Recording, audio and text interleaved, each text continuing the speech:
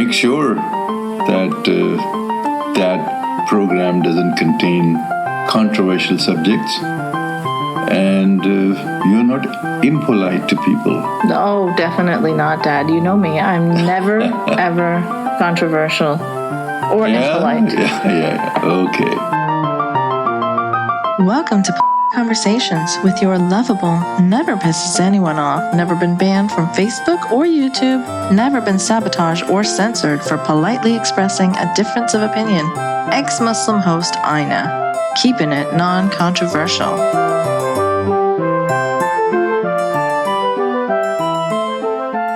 Welcome to episode 30. I have got a very special guest here with me today, and it took some serious work to coordinate this. It's been, like a year in the making, I think. I've been trying to schedule this conversation. I've got Raza Rumi, Pakistani journalist and TV anchor, an outspoken liberal who was attacked by gunmen in 2014 in Lahore for his harsh criticism of the Taliban and other extremist groups, Islamism in general. Sadly, he had to leave for understandable safety reasons, and now he lives in the U.S. Hi, Raza. Thank you so much for taking the time to be here today. I know you're a really busy guy. Thank you so much for asking me to join you. And yes, it did take some work, but finally it's happening, so I'm happy with that. Yeah. So tell me now, what are your thoughts on what's been going on lately in Pakistan? This whole Mashal Khan lynching, a student was accused of blasphemy in a university, and then a mob of thousands of people came to just attack him. Yeah. So, whatever has been happening, it is both very disturbing and extremely sad at a sort of, personal and human level. That, Mashal Khan, 26-year-old, bright humanist, self-declared secularist, and he's sort of targeted for being a quote-unquote blasphemer, and then he's not actually attacked by, mullahs or an extremist Taliban group, but by university students. With the university, some members of the administration allegedly complicit in the murder. And so you see, it is disturbing at so many levels that you can actually lynch someone in broad daylight, and that it happens in a university, and that it is so-called young men who are getting educated in higher education, in social sciences, etc., and they can actually be so brutal. So I think it's a much deeper problem that Pakistan is going through, and it's not just Pakistan, but it's also many other countries in the Muslim world where such radicalization is turning into a norm. And but let's focus on Pakistan, because that is what I'll be more comfortable about talking. And, in Pakistan, since the late 70s, we have really changed our education system and curricula and made it more and more particularistic, narrower, and exclusive, which otherizes the non-Muslim, otherizes the secular, otherizes anyone who thinks differently than the norm. And that, the reasons for that, I would say more are political, because Pakistan's elites use Islam as a tool to further their power and to, get a stronger hold over society. So politicians use it, the military uses it, even people in media use that, because, it's always a convenient ploy to invoke quote-unquote sacred Islam and do anything under that. Right, and it's such a easy tool to use, too, because it's something that people, believe with all their hearts, and it's easy to manipulate people once you invoke that religious sentiment, right? Like you can... Exactly, well put. Because, let's face it, most societies in the world are religious. That's the way human history has evolved, and with the rise of organized religions and clergies, people tend people are born into those mindsets, and then they are very, they take religion very personally. Right. But it's a state which then says, hey guys, you believe whatever you want to believe in. We are neutral, we are secular, and we will maintain public order, and we will not let people attack each other, right? Mm-hmm. But when state becomes a party, like Pakistani state has become a party to debates on who's a Muslim, who's not a Muslim, who's a good Muslim, and supposed to be Islamic, and the constitution is, we call ourselves Islamic Republic of Pakistan, and cynics say it is neither Islamic nor a republic nor a democracy. But that aside, so it's a role of the state. And let me tell you, before Mashal Khan and you, because you follow this very closely as well, and I see your tweets all the time. So since January, the state has been orchestrating a campaign against so-called blasphemous material on Right. The Prime Minister Nawaz Sharif asked for removal of blasphemous content from online. So, I mean, in a way, he's contributing to that environment directly. Where Yes, and the parliament passed a resolution. A high court in Islamabad and then later in Lahore, they directed, hey, remove all the blasphemous material. Who are these people who are bringing Islam into disrepute? As if Islam or Muslims, 1.5 billion, if you please, or 1.6 billion, would be endangered and threatened by a handful of Facebook pages, I mean, it's so silly. I don't understand the insecurity, honestly. As someone just looking at religion from the outside, I have never understood it. I grew up in Saudi Arabia, and one of the most insecure countries about religion. Yes. So no one else was allowed to practice. There was, censorship. And, in the Bollywood movies, you'd see like a scene being cut out and being replaced with images of flowers. Yes. And that was like, supposedly where a Hindu god was making an appearance. And even as a kid, I just didn't understand what is the need. If you are so secure in your faith, you don't need to hide other religions' existence from people, right? You should be strong enough to withstand simply the existence of other ideas. Yes, absolutely. And I think part of it has to do with the with history, because as you know, the Arab Empire flourished after Prophet Muhammad, peace be upon him, existed, and then they conquered Persia. They got into Spain. They reached as close as to Vienna, and all Central Asia, India, Southeast Asia.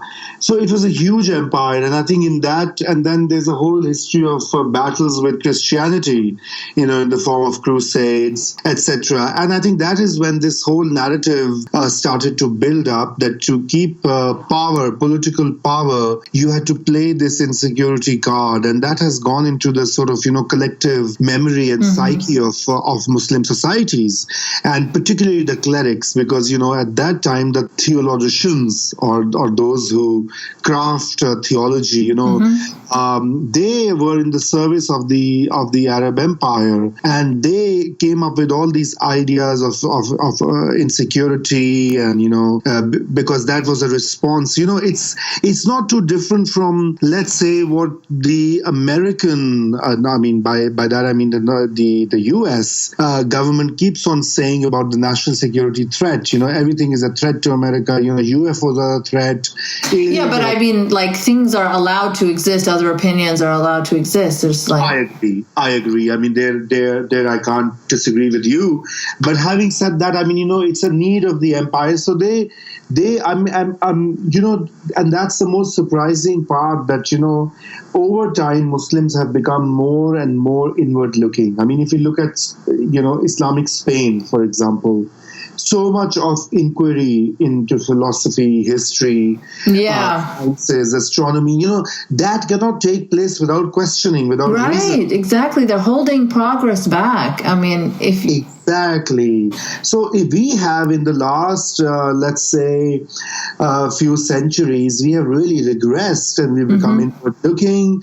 We are stuck to the 11th, 10th, and 11th century texts, thinking that they are sacred. They are all man-made, Muslim intellectuals and thinkers.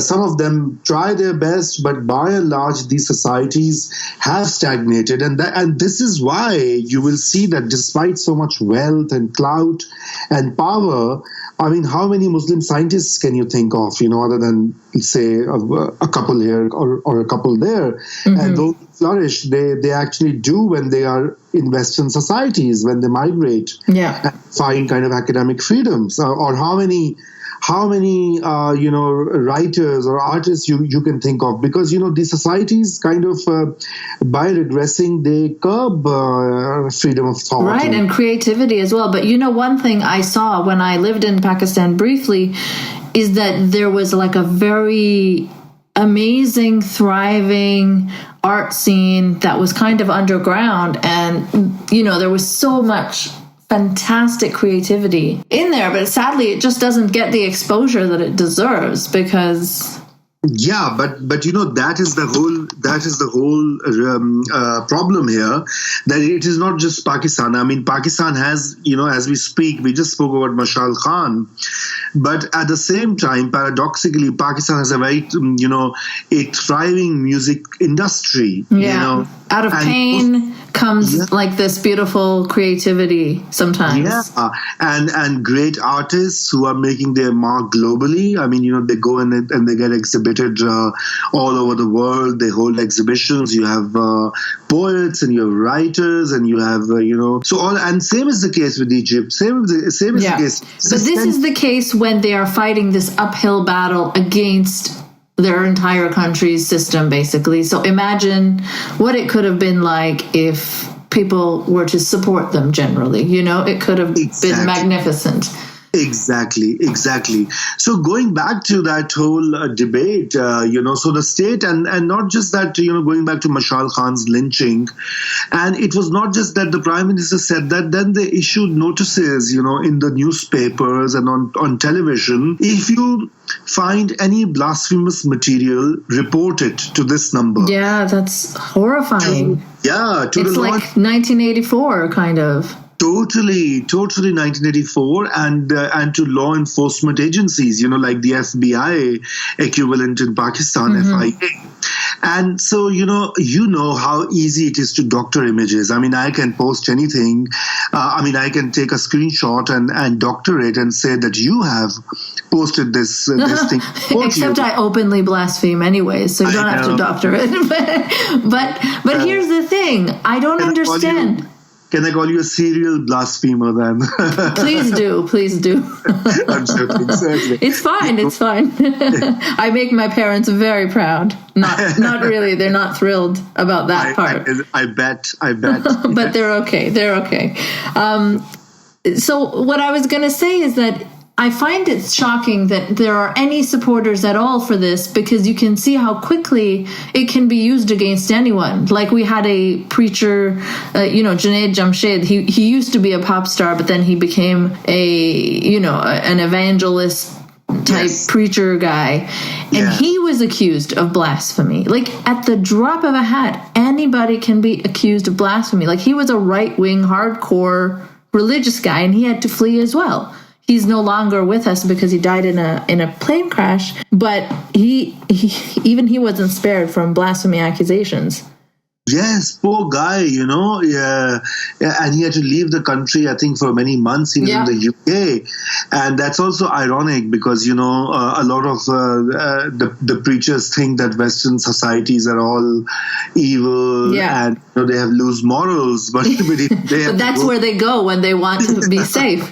And ironically, because we were talking about the Prime Minister, so Pakistan's Prime Minister attended the Hindu Holi festival, last month.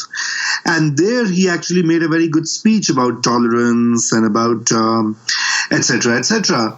And, and even his speech there, because he said, oh, well, Hindus believe in a Bhagwan and we believe in Allah, and basically, we must respect each other's faiths or whatever we believe in.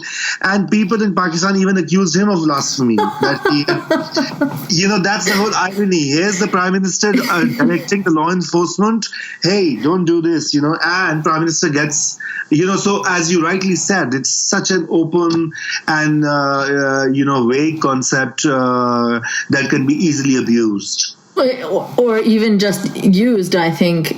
It can be used against anyone. I don't even think there's we might differ in opinion here, but I don't think there's a legitimate use for this law at all, ever. Yeah, so true. And I think this is a real sort of crisis. And interestingly, Pakistan's blasphemy laws actually originally, as you know, were drafted by the British. Right, and that's another irony. But you see, they've moved on. It's time for us to do that also, right? Absolutely. I mean, they were ruling a large number of natives, who were of different faiths, and they had to keep public order like all colonists do. But once you get independent as an independent nation, then you want to create a nice, tolerant. Nice is a crazy word here. Tolerant and a plural society, and instead of doing that, we have regressed and we made the blasphemy laws tighter and stringent, and now they are, as you said, used and abused. Couples have been burned. Yeah. In jail. There's a really smart young professor in Multan who has been languishing in jail again because his colleagues reported on him, accusing him of blasphemy, and there was a case filed and he's in jail, and then his lawyer who was pleading on his behalf was also murdered. Oh my gosh. Yeah, it's just crazy. Yeah. It's crazy. It's like, I heard Imran Khan say it was like a jungle law. Yeah. Right? So the politicians, they say these empty words, but I feel like they also contribute to it, because even he has been guilty of, I think, some anti-Ahmadi sentiment, right? And anti-Ahmadi sentiment and some really controversial statements he made in favor of the Taliban. Yeah, so, that's right. He has been saying all these things, unfortunately. But having said that, what he did say about Mashal Khan was pretty kind of encouraging. Yeah. And, it was, so for a change, we were kind of, we felt relaxed that, at least some leader is going to call for change in these blasphemy laws. And, as they say, every tragedy has an underlying or hidden opportunity. So Mashal Khan's murder did make the parliament pass a resolution condemning his murder and also asking for review of the blasphemy laws so that they are not, abused. Ideally speaking, such laws in this day and age should be done away with. But in Pakistan, at least, even if we talk of reform, it's a baby steps. Yeah, baby steps. Exactly. I see you on Twitter sometimes trying to, convince your audience, your Pakistani Twitter audience, that secularism isn't an abandonment of religion. It's simply a separation of mosque and state. But, even that is such a hard concept to drive home because people are so attached to their religious identity. Yes, exactly. I'll tell you that I have to keep on telling these guys that this is not about, religion or atheism, because, secularism is all about state being a neutral party and trying to create a society where violence in the name of religion is prohibited and discouraged and punished, you know? And in Pakistan, the problem is, and not just Pakistan, but also in some other countries in the Muslim world, the term secular was translated as ladin, or irreligious, or anti-religion. Oh, yeah. And it's actually a twisted interpretation of secularism, because you see, for example, the version of secularism in the United States, or let's say the UK or even Canada, is a very multicultural idea. Yeah. Letting faiths bloom, or people believing or not believing whatever they want to, right? I mean, it is maybe the French case of secularism is a bit different, where they're more aggressively implementing a certain agenda. Yeah, I have my disagreements with that version as well. Yeah, exactly, and that's why that generates a lot of reaction. But and this twisted interpretation of secularism, sadly, is believed widely, because the secularists have always been sort of on the back foot in front of the Islamists. And as I told you, that the politicians and the generals in Pakistan used Islam as a tool and for their political power. And so secularists have always found themselves on the back foot, retreating. And even people like Bhutto, who ruled Pakistan in 1970s, I mean, he's the one who passed the anti-Ahmadi constitution, and he was a secularist himself. But he was trying to appease the mullahs, right? There you go. Exactly. But that didn't work out very well for him. No, it did not work out at all. They turned on him. So there's no negotiating with mullahs. I mean, especially throwing an entire group of people under the bus. Now they still suffer, right? Like, we can't get a Pakistani passport without signing a document that says that we denounce Ahmadis. And, I read the text of that, I think when I was like 10 or 11, and I was like so confused. I was asking my parents, what on earth is this, and why, Yes, exactly. There was no satisfactory answer. Like, I still don't understand why. It's always this theme of insecurity, right? Yes. We cannot wonder how we have these lynchings like Mashal Khan's, and then also have a country where the state sanctions this type of bigotry against a faith. Exactly. It is so. I mean, it is also beyond me, to be honest. But even at a human level, I mean, okay, fine. What I don't understand is that if Muslims keep on, and I consider myself as one of them, keep on saying we believe in peace and we're a faith of peace, and murder of one person is murder of humanity. All of that, but then how can they actually go out and do these barbaric lynchings all in the name of faith? Then obviously something is going wrong in the way they see.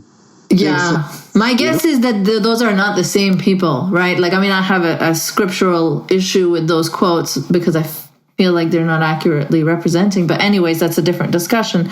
I think that the people who see it as a religion of peace are just, they're looking at a very curated, nice version, and that's what they can't reconcile with the violence that they see. However, the people who are going out there and committing the violence are seeing a different version. So it's so vague that it can be interpreted multiple ways. Of course, it can be peaceful for all the many, many Muslims who live life peacefully.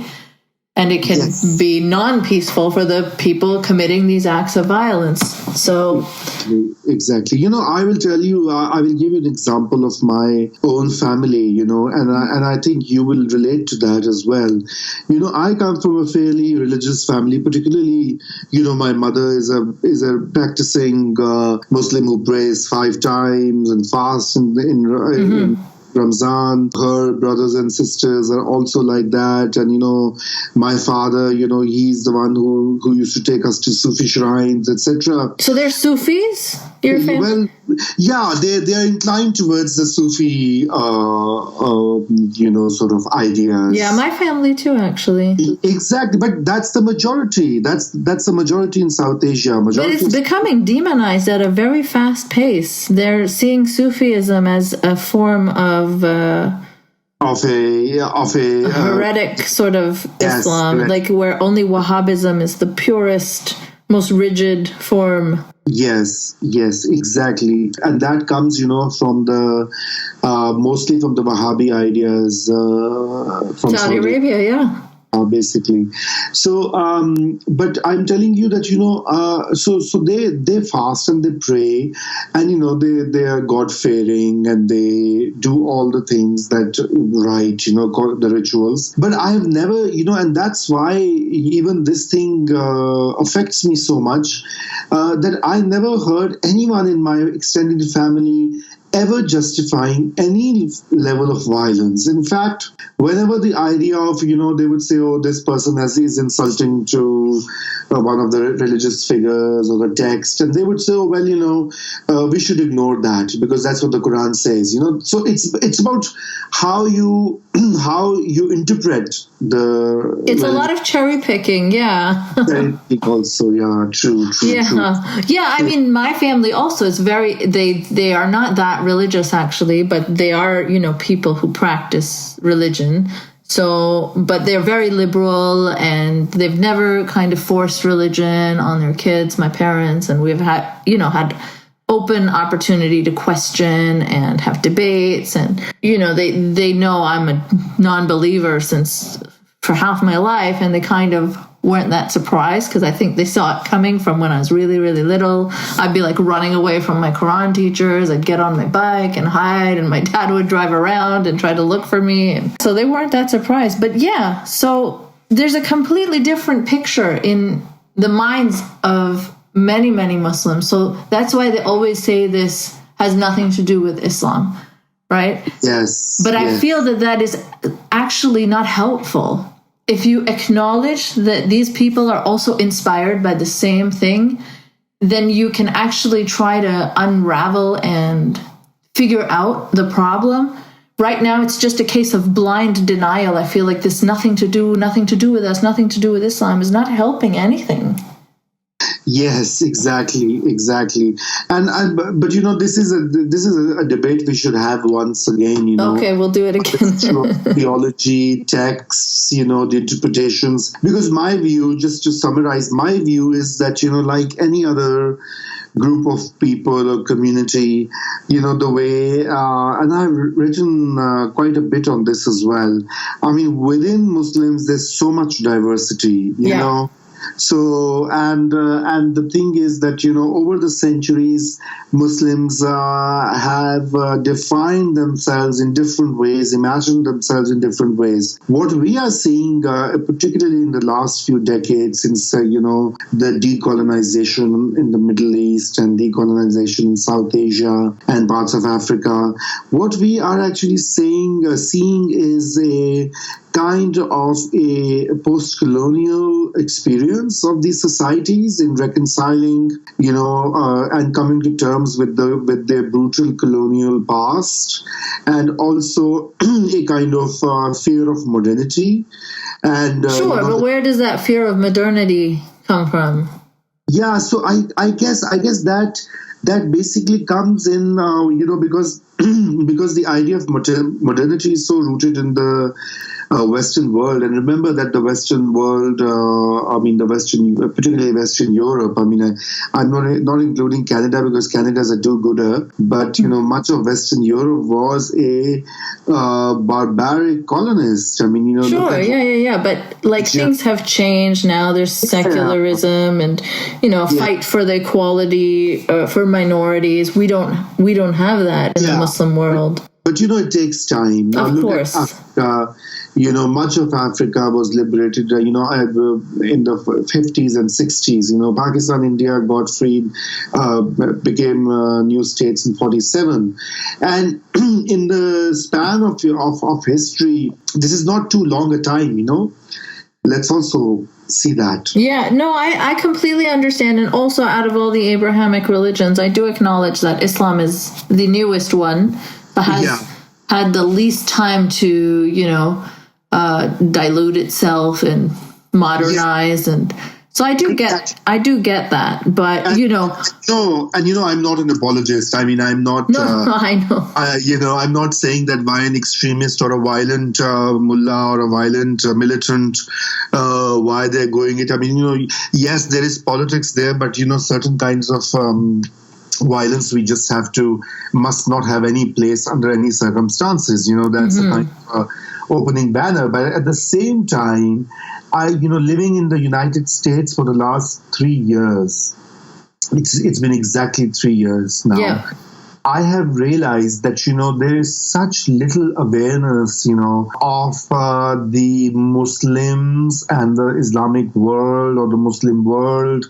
And it's a very black and white projection. Yeah. Well, this is also the fault of kind of well-intentioned Western liberals who kind of conflate Muslim identity with a conservative Muslim identity. So if you see all the narratives in the global papers, it's always like, hijab is feminism and I love hijab. And, it's always conflating Muslim with conservative Muslim. So I do wish that they would take some diverse Muslim perspectives, because there are a lot of different types of Muslims. Oh, yeah. I mean, you have a range from niqab to hijab to dupatta to chadar to no chadar to Western dresses. To shorts, yeah. I mean, it's shorts. All there. And they all exist in the Islamic and Muslim spectrum. And you're right. I mean, to that extent, I fully agree with you that, it is narrowing down of a particular conservative identity. And you think that is how Muslims are, then it's a real disservice to Muslims and to the West itself. Exactly. But I was going to say something about violence here, that, look, since 9/11, and 9/11 was a monstrous act, against innocent civilians and against, let's say a beautiful city like New York. But the response to 9/11 has been so disproportionate by the US and NATO allies, that and there is such little appreciation of that. So, for instance, Afghanistan was invaded immediately after 9/11, a few months later, because Bin Laden was supposed to be there. But thereafter, a false and on the basis of fake and doctored or sexed up evidence, Iraq was invaded, and to date, more than 500,000 Iraqis are dead, and a lot of them are dead not because there's been sectarian violence or, there's been intra-Muslim wars, but they have died because of, a crumbling or a decimated state with not having, electricity, not having heating in the winter,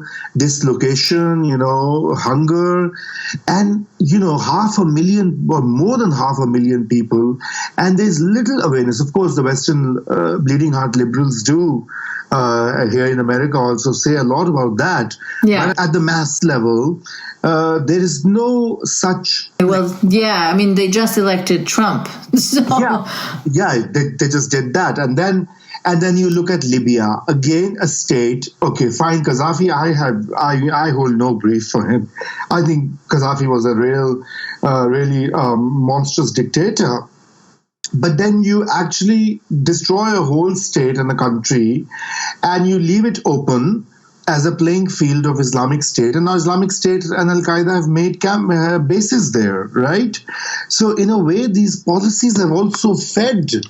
Of course, there's no denying that there are different contributions. And, of course, in hindsight, your vision is always better. I don't think the intent was to create ISIS. Yes. No. The intent was not that. I'm not suggesting that at all. But what I'm trying to suggest here is that a lot of these faulty, war and national security policies by NATO countries have not helped this whole thing. And this idea of radicalization, going back to Mashal Khan and why these young people, not just in Pakistan, but let's say in Egypt or other countries, And the problem is that these narratives feed into the larger, narrative that is propagated by they hate us. Yeah, they hate us, and they say they hate us. Yeah. Or what is also known as one of my academic friends was telling me, catastrophic convergence. So basically, Trump wants to ban all Muslim terrorists, and all Muslims want to ban the evil, Westerners. You know what I'm saying?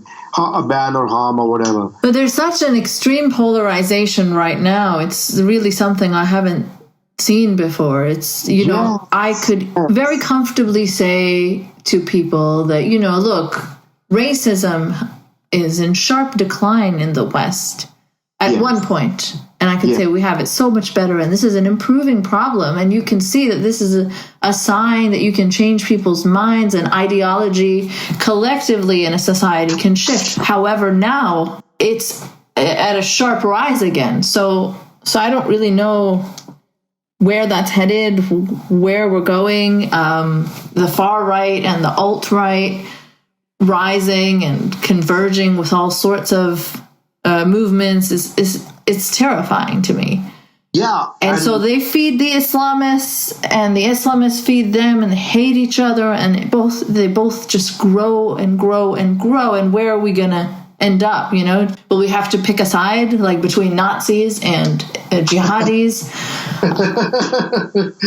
Yeah, I know. I'm only laughing at your nicely worded metaphors, but yes, and I think it's a big dilemma that people like us, who basically want a kind of a more peaceful and a tolerant world, and this is why I used to be very wary of the term Islamophobia a few years ago, Yeah. And I used to say, this is another excuse, But the thing is that I have now seen it happen and unfold in front of me here in the United States. I know majority of Americans are not like that. Remember, the majority still voted for Hillary Clinton. Yes, that's right. Yeah, so we can't generalize, but a noisy and influential section, which is dominant in, let's say, media narratives, in the political narratives, that actually churns out deeply Islamophobic stuff. So saying my only problem with that is just the term. Like, I understand what sentiment you're getting at, and that terrifies me as well. But I just prefer to call it anti-Muslim bigotry, simply because the word Islamophobia, I feel it just gives conservative Muslims a very big shield, so that don't touch our religious beliefs and don't ever criticize them. Otherwise, you're an Islamophobe.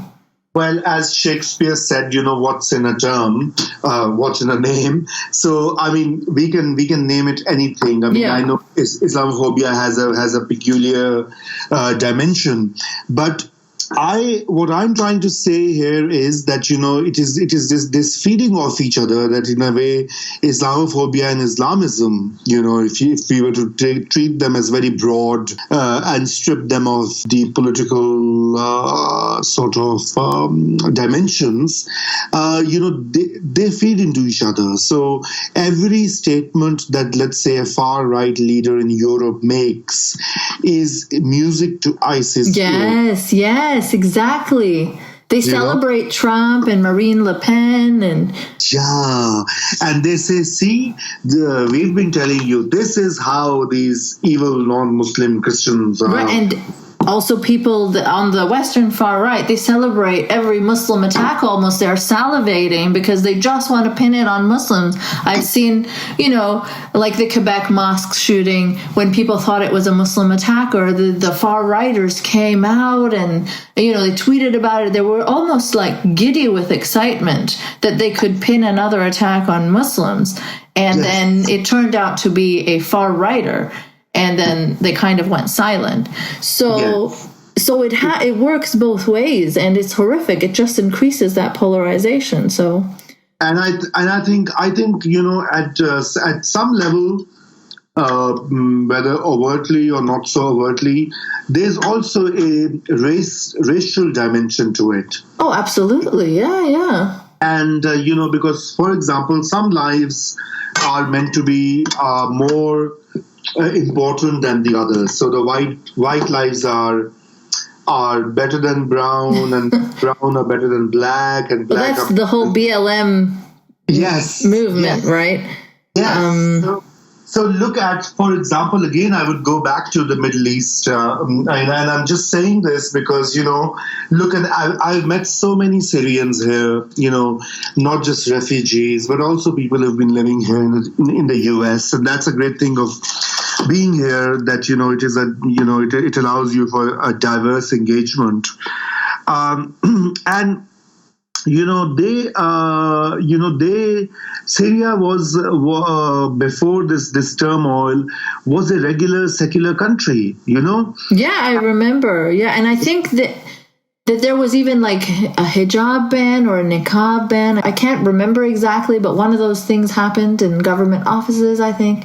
Yes, something. I've also read about it. But what I'm trying to tell you is that in the Western media or Western imagination, only in the last 4 or 5 years, 500,000 Syrians are dead, nearly. The Guardian estimated it to be nearly 500,000, and other estimates say there are 400,000 deaths, since last 4 or 5 years. And yes, a lot of that is the responsibility of Bashar al-Assad, right? But a lot of it is also due to the fact that some dubious rebels against the Assad regime have been armed by the Western countries, including factions of Al-Qaeda.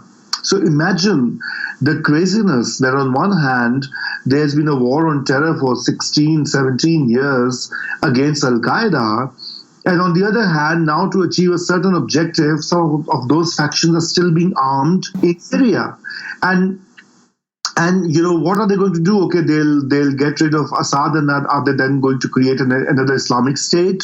So it's mind-boggling, So yeah, it's like a web of issues that all feeds into it, right? It's not so simple. However, the thing that I want to drive home also is that people kind of deny religion's role in that, right? They always just pin it on these other factors. So yeah, I acknowledge that other factors do make a difference, but I think we also need to acknowledge that there is a religious element to this it's whipping up this frenzy that cannot be whipped up otherwise, because this is something you believe with so much conviction. You think, you're going to go to heaven and you're going to get virgins, or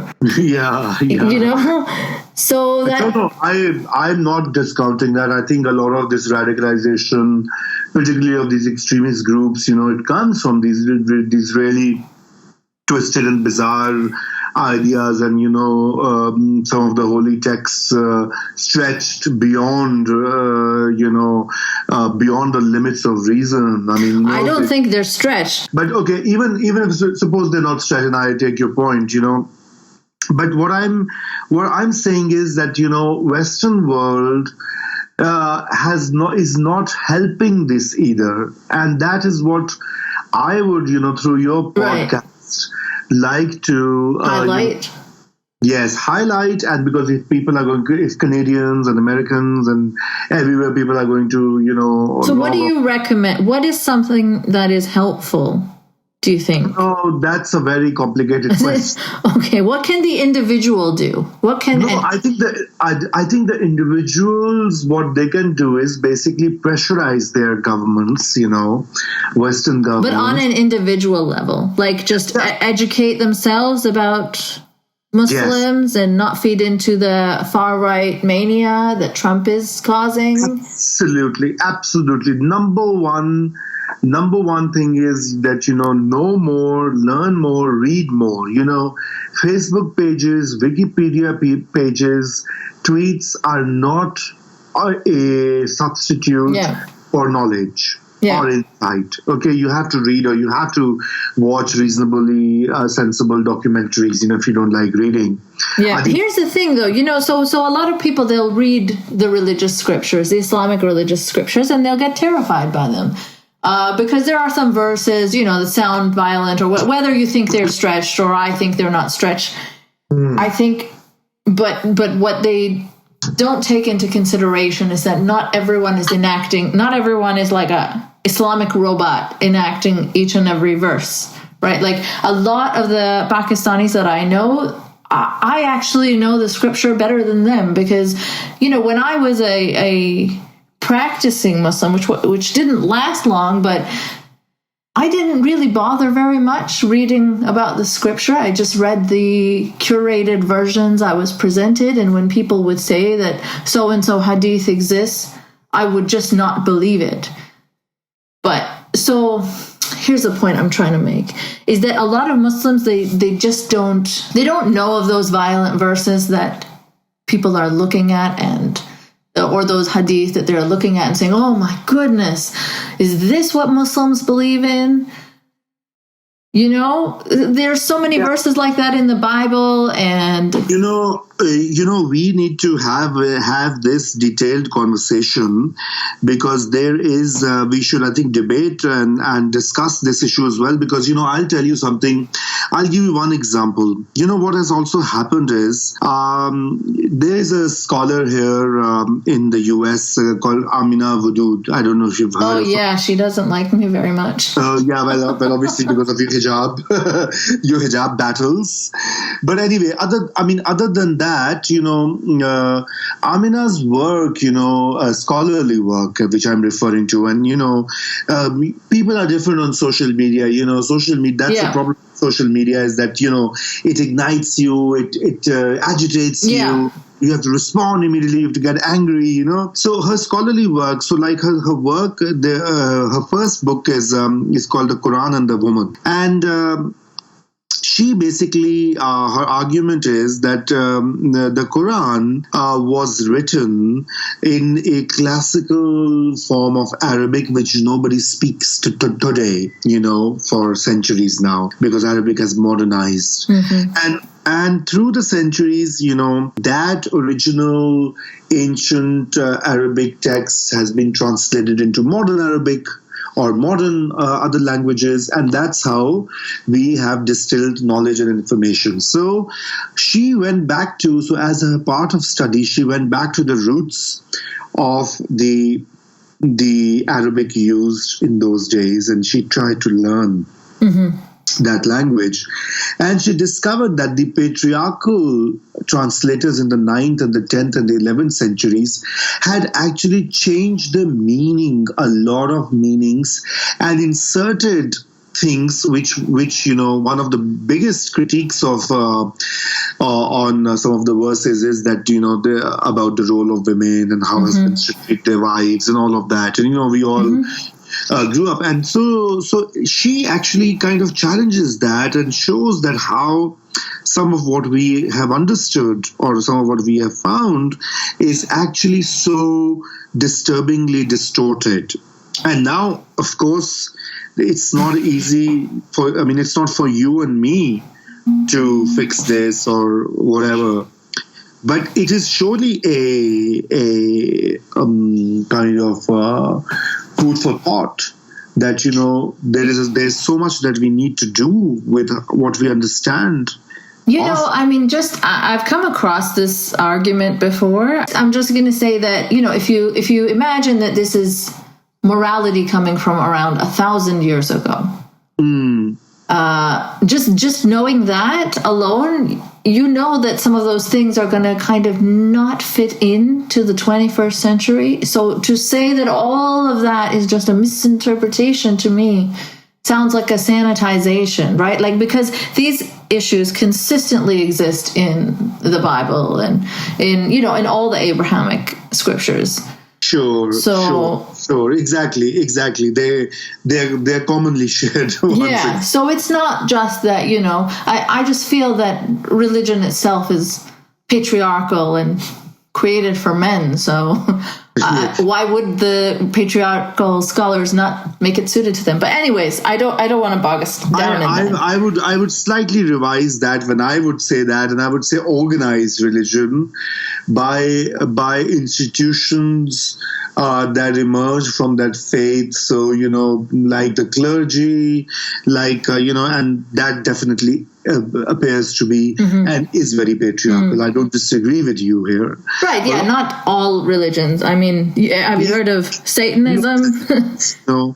Because look at one of the most disturbing things to me in the recent years has been the conduct of Buddhist monks. I grew up kind of praising and idealizing the teachings of Buddha. Right, I see a lot of that too, the sanitization of that.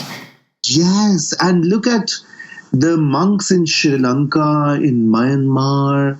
I mean, their whole treatment of the minorities there, the same kind of attacks, lynchings, burning their shops and businesses. And I just feel that poor Buddha, I mean, he must be turning wherever he is in heaven or in the air, water.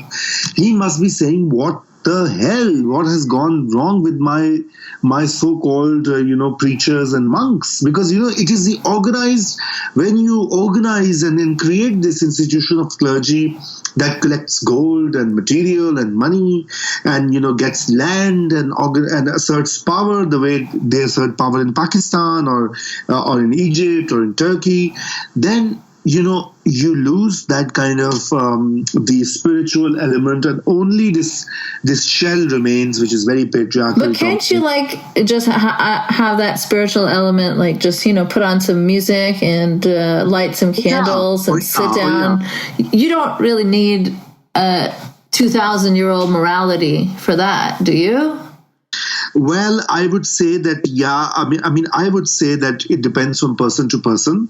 Sure, I take that. You know what I mean? Many people feel they need religion. I completely agree. And for them, it's hard to exist without that sort of guide. But yes, as you know, what did Voltaire say? That, even if there were no God, man would have invented one or something like that. So it is one of those, it is more of a human insecurity. Well, I feel that we're at the point where many of us are letting, like in the West especially, many of us are letting go, right? And you for sure. Me for sure. There's no question about it. Though, I mean, recently certain parts of atheist movement, of course, there's no ideology to atheism, so it's not, I can't blame my lack of belief in God for this, but there are certain overlaps with the Trump supporters and the alt-right that kind of make me really, it's not that I joke about this all the time, like, I should reconvert, I should reconvert, but I'm really just joking. I know. It's kind of taken the fun out of disliking religion for me a little bit. Yeah. But hopefully it's just temporary. Because in an environment where I'm comfortable and I don't have to look over my shoulder that someone is trying to demonize my family, then I can actually comfortably criticize Islam. But in an environment where someone's going to take my words and use it to say that, people like my family and me should be banned, then I'm not comfortable having these criticisms right now. So it's kind of made it very difficult, the Trumpian element. Well, I mean, absolutely. Tell me about it. I mean, I'm talking to you about these subjects after a very long time. Now I don't talk a lot at public events also, because I just feel that I'm kind of tired of this tirade of otherizing and demonizing a whole group of people. That includes me as well. Right, exactly. Or people like you or your family, and then there are millions of us, by the way. Okay, many are not as outspoken as you are, for example. About their about what they believe in or what they don't believe in. But a lot of people are just regular people, and they are everywhere in the West. They're in Egypt, they're in Pakistan, they're in India, they're in Indonesia. And the reality is that all of us are being branded, in a totally racist fashion. Mm-hmm. As these inherently violent. My criticisms of hijab exist, but when there are actual racists in the street pulling women's hijabs off, then obviously there's no... Yeah, that's what I mean. So I can't do it. Yeah, exactly. So it makes it very, very hard. You may remember that in New York City, a guy came and tried to set fire to a woman wearing a burqa. Yeah, I remember something like that. I have issues with burqa, but the question is that I'm not going to go and burn someone wearing a burqa. Obviously, yeah. So... it's lynching. It's another form of lynching, Yeah, well, what they're doing is also, if they actually want to lessen Islamic extremism, they're certainly making martyrs out of very conservative Muslims. So they don't lessen it. They make it sort of heroic. Even these Western far-righters, what is their ultimate agenda? If they want to lessen hijabs, then maybe try not making hijabis a symbol of defiance and freedom and, standing up to your bigotry. If you're going to be pulling women's hijabs off, then there's more of a reason for more people to support the hijab. And yeah, you see, that's why. So a lot of this support actually, is located in this. You perhaps don't feel that much in Canada because, yes, you have a right wing, strong right wing. Come on, our friend Tariq Fatah. Yes, I know. He's very vocal about this, but Tariq is of Pakistani origin, although he would don't say that about him. He'll okay, South Asian, Indian origin. He considers it a great insult. Yeah. I take my words back. But the question is that. Canada is a slightly removed planet from the rest of the world also, in a way. And in Western Europe and in North America now, increasingly, there's all of this targeting of Muslims takes place around these issues, Well, in Canada, we just had the mosque shooting in Quebec where 6 people were shot. So, we're getting there as well. Yeah, I hope not. I hope that, good sense prevails. But, otherwise it is going to be, I get so worried because, you just imagine my plight. In the last few weeks, at least 3 Indians and I think a Sikh have been shot in the United States, right? 2 Indians in Kansas. Terrifying. Yeah, one near DC or somewhere. And, I just wonder that, I left Pakistan. I thought I'll be safe. Yes. In the free world, right? Quote unquote free world. Yeah. And now I get a bit panicked because I just feel that this whole, I won't call it Islamophobia, this anti-Muslim bigotry, to use your term, or because of my skin color and, everything. Because, these Indians who were shot, or the Sikhs that are being shot, they don't go and ask them, what faith do you have? Of course. It's the skin color, right? And I just often wonder that, where are we going to go? Because if this is what the world is going to turn into, an increasingly crazy place. Right, and we're sandwiched in between, right? So we're trying to kind of speak to the Islamic extremists who will attack us, and now we're trying to stop ourselves being attacked in the West. And that's the plight of many people that are liberal of Muslim background. You kind of have nowhere to get any footing because you're sandwiched between two extremes that hate you. Absolutely. And I've seen you getting into these big fights on Twitter. I mean, I don't participate in them because I'm just, kind of wary of people, because if the moment you say something, they come after you and you like rabidly and start, attacking and pouncing. And I'm just so sick of this social media hate. But I've seen you engage in that. I mean, and when they were accusing you of, bigotry or something like that. And I just laughed and I said, here's a person who has the guts and courage to talk about the fact that she has left religion or is not interested in religion. And she's being called whatever, a bigot, or I don't know what other names you were being called. And I'm surprised, because this is what's happening. Yeah, it comes from all angles, and you get a lot of it too. So before you have to go, I just want to hear a bit more about the attack that happened on you in Pakistan in 2014. I'm just going to read a quick quote that I saw in the Friday Times about it. As a barrage of bullets let loose by his attackers were piercing into his vehicle, Rumi managed to slump between the seats of his car and lay motionless for 7 minutes, giving his assassins enough reason to leave the scene, satisfied that they had accomplished their task. Now that just gives me I cannot even fathom what a person's mind frame is like in that situation. So can you just walk me through that? Yes, I can walk you through that. It, again, it has been exactly 3 years. It happened in the end of March and in 2014. And the sound and speed and of bullets came completely, obviously it was a surprise attack. And I was at the back seat, so I'm in a way lucky that I was not on the front seat, because they were targeting the front, people who were at the front. There was my colleague who was driving the car, and there was a guard whom I had hired because of these threats from the Taliban. And the guy who was driving, and he was more than a colleague or a staffer. I mean, he was like a friend, almost my family. Yeah. And he died on the spot. That's so heartbreaking. Yes, it is.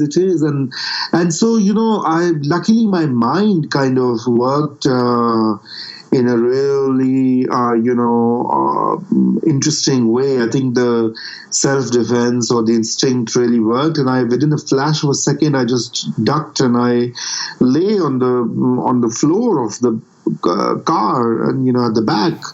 And I just didn't move. I mean, I tried to move my head under the driver's seat, because I thought that if a bullet goes to my head, then I'm done with. And what is going through your mind while you're just lying there? I was terrified, but at the same time, I said, look, if I am able to protect my head, I will survive. Okay, maybe, my legs and my hand, but my arms, a bullet goes through, maybe I'll get a new leg. I mean, that's what I was thinking. It's so crazy now that I think of. And with these thoughts, and then I said I should just lay motionless and pretend to be dead.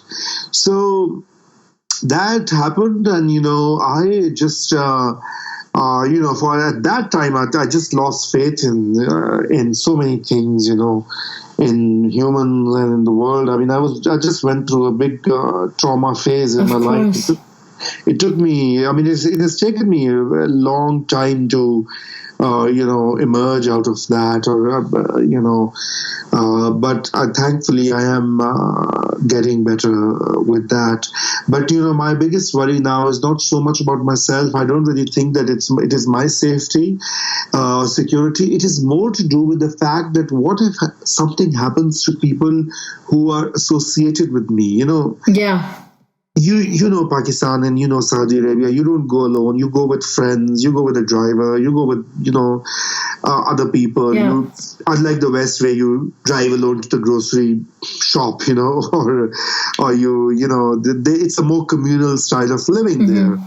And I'm just worried that if, like that young man, my driver who died on the spot, if something else happens like that, what how would I forgive myself, That's the kind of thing that really nags me, now. But anyway, I think it's over, and I hope that I can recover from it. I do want to go back to Pakistan at some point. I don't know when, but certainly not until I am completely sort of in the right frame of mind and not super paranoid. Of course, I can't imagine. I mean, I'm scared to go there, and nothing like that has ever happened to me. Of course, wherever I've worked in Pakistan, there have been bomb blasts very close by. So that kind of stuff just terrifies me. But there has never been a personal attack on me, so I can't even begin to imagine what that feels like. And I'm so sorry that happened to you. You're very, very brave, and you continue to speak out. There was an article saying that there was a direct message on Twitter sent to you where they were saying that there would be another attack in a month. Yes. There's all sorts of hate messages, and they keep on coming. And one of the reasons that I actually decided to move here, and in part it was also driven by the fact that my two sisters live in the US. So we're just three siblings. So all of us are here now. So my idea was that if I were to come here, I'd at least have family and emotional support at that time. But the messages on social media, they triggered off. And even when I came here, I said, okay, in a couple of months, in 4 or 5 months, I'll go back and resume my life. But then I continued getting these messages and these threats. And it's real. I mean, you've experienced, it's not just, a threat on the internet. Many of us get them and we just kind of say, okay, this is just an idiot saying something stupid. But you've actually lived through bullets being sprayed at your car. So it is so real. How lucky is it that they didn't check that they had finished the job? I know, it is lucky. But let me tell you this much: never take these threats lightly. And luckily you are not in a country where they have more physical access to you. But these threats can turn real, and as much coming back to what we started from in Mashal Khan's case, look at how they turned real. Yeah. In a moment, a mob was whipped up. Yes, exactly. Yeah, and I mean, even the politicians that have spoken up about the blasphemy laws were shot. And if you just look at the funeral of the guy that shot Governor Salman Taseer, yes, it was filled with 100,000 people or something, and there was rose petals being showered. Whereas this poor guy who got lynched for false blasphemy charges, the imam refused to lead his funeral prayers. This so disturbing, this contrast to me. It's really disturbing.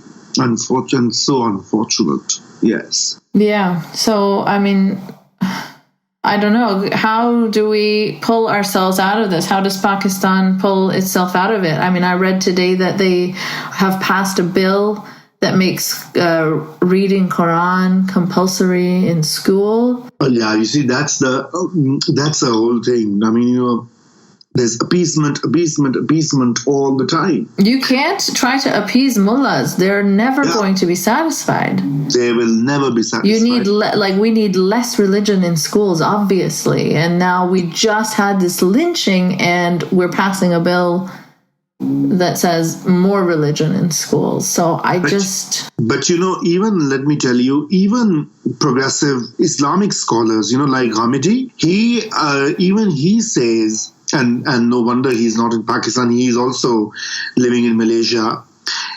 He says that, religious teaching should not start until children have finished their high school. He says it's a specialized field of knowledge, and theology, etc., requires a certain level of education. And he even says that all early education, including primary and secondary, should be all secular. Yeah, that's great if there's an imam that says that. I mean, I don't know what else he says, but that is great. I think That's the kind of voice we need more of. Yes, exactly. So, so my aim in life now is to actually, work with these voices and these people, because, we need to support them and we need to project their views, because a lot of people, a lot of Muslims, Anya, when you would tell them that, I have left religion and it doesn't matter to me, they would get immediately suspicious, right? Yeah, of course. And angry and judgmental. But, if your ideas find traction from people who are ostensibly preachers and believers. Yeah, that's a very effective way, I imagine, to make some small steps. Exactly. So, I agree. Even same with ideas like promoting Islamic reform, right? There's many atheists or ex-Muslims, even some of them, that are against this idea. They just think that, we should try to, convince people that religion isn't the way to go. But I just think that that's not, in my idea, very effective, because you're not going to deconvert everyone. So if you can find a pathway for people to go with, ideas from their religion to just take a more peaceful path, I think that is the first step to take. Absolutely. I fully agree with you. So yeah, I'm just so shocked to hear your account of being attacked. I know. It's been a traumatic time, but anyway, thankfully it's over. Life goes on. Well, please continue speaking up on this. I hear you spoke at the UN as well about the dangers that journalists face, and yeah, I've been speaking here and there, many places. So, I done all of that round, but. And I'm glad that, this is the good thing about being here in the West, that there are so many warm and open-hearted and sensitive people, who understand this issue and who want to help you and support you. So in that way, it has been a nice experience, Yeah. Is this your first time living here in the West? I lived in the UK as a student. Okay. In my 20s. So I lived there 4 years But I have not lived in the West. I've lived in East Asia. I've lived in Kosovo, which is Central Southern Europe, but not in this West as we understand it. Okay, well, yeah. That's got to be an interesting experience. I remember my moving to Karachi from Saudi was a cultural shock. For sure. Yeah, I can imagine that. Also, leaving Pakistan and moving the other way would entail some sort of cultural shock. Probably not shock, but I think it's more of leaving your work and your country. Yeah, you leave everything behind. Yes, that's more of a shock. But anyway, I'm now engaged more there. I'm editing a paper and I write there. So I found a way of re-engagement. That's great. Yeah. And it's really sad that they can have that control over our lives, right? Nothing comparable ever has happened to me. But over your life and my life, in terms of I cannot be comfortable to be non-anonymous. Of course, you can't. I would definitely not suggest you to ever risk that, because that's unsafe in this age. Right, so, even in the West, right? People in the West have been attacked by jihadis. So people keep saying, "Well, why? You're in Canada." But come on, the Charlie Hebdo people were in France.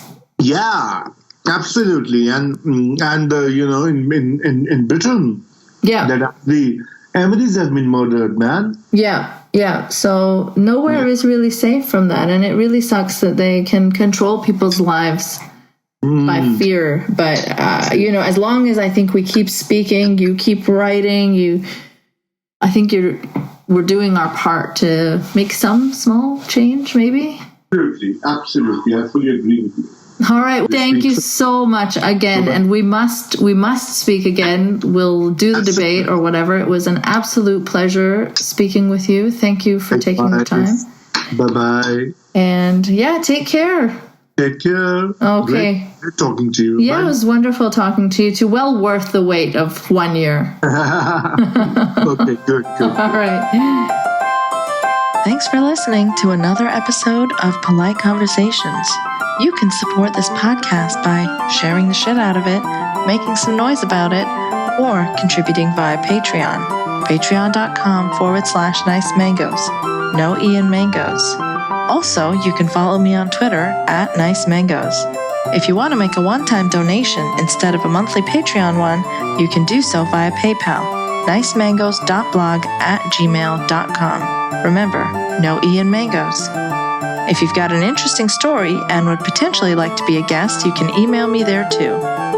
A special thanks to Dylan Beck for theme music, sound, and production help.